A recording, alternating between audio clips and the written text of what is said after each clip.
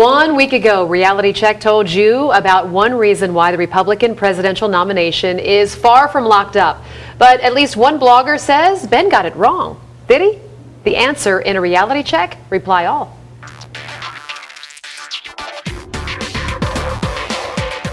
The issue at hand, our reality check on Rule 38 of the Republican National Convention rules. As I told you last week, way down at the end of the RNC rules is rule number 38. That rule consists of only one sentence. No delegate or alternate delegate shall be bound by any attempt of any state or congressional district to impose the unit rule. So what is the unit rule? Well, that rule requires that all delegates from one state or congressional district are required or bound to vote as a unit. After that story aired, a blog post titled "Urgent, Ben Swann and Matt Larson are wrong about Rule 38 and delegates being unbound based on RNC rules."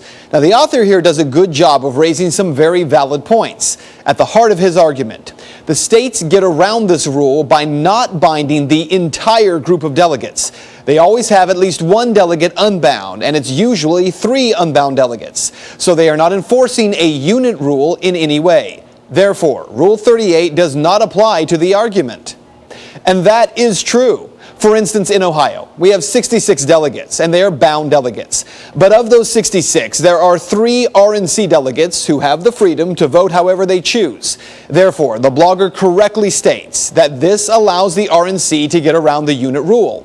But the blogger may not be entirely correct. I stand by our argument that it very well may be that none of the delegates, when they reach the Republican National Convention, are actually bound. And it isn't just our theory. An extensive article at fairvote.org has taken a very close look at this issue. And the truly important issue is this.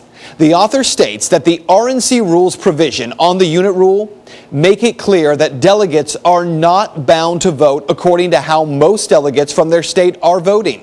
They go on to say delegates can vote according to their own judgment and conscience.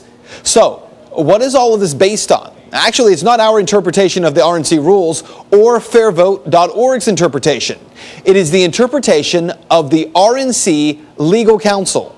In 2008, this issue came up. It was actually in Utah, where a delegate did not want to join with the rest of the state and vote for John McCain, and instead demanded that his vote be cast for Mitt Romney. McCain won Utah with 62% of the vote in 2008. But here's the most important part. In that delegate's fight to cast a dissenting vote was this statement over the specific issue. Jennifer Sheehan, legal counsel for the RNC, plainly stated in a letter to Nancy Lord, Utah National Committee woman, several weeks before the convention, the RNC does not recognize a state's binding of national delegates, but considers each delegate a free agent who can vote for whoever they choose.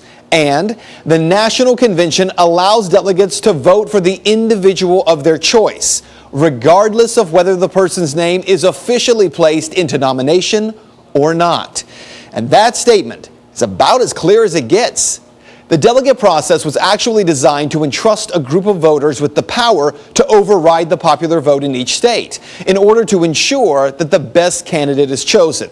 Now, keep in mind, the Republican and the Democratic parties are not government agencies. They're private organizations, more like clubs. So voting within a party is not bound by election law. And that's what you need to know. The national media isn't telling you something very important. This past weekend, Congressman Ron Paul swept the delegates in 2 states, in Nevada and in Maine. At this point, all the delegate momentum appears to be on his side. So, much of what we've been telling you for months has now finally been mentioned by several national outlets. Bloomberg Business, U.S. News and World Report, even radio host Mark Levin this week have finally started to hint at the idea that, well, maybe Tampa isn't going to be inevitable after all. Stay tuned. And that is Reality Check. If you'd like to make your voice heard on this story, head over to Ben's Facebook page. You can find it by searching Ben Swann, WXIX.